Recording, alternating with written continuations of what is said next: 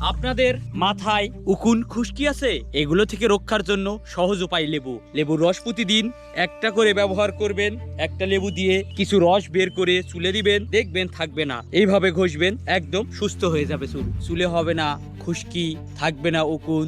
একমাত্র সহজ সমাধান হচ্ছে লেবু।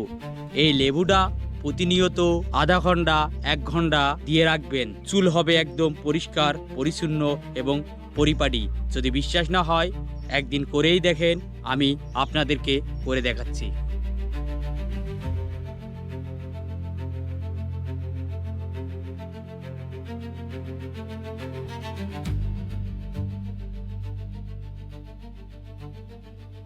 একদিন ব্যবহার করে দেখুন।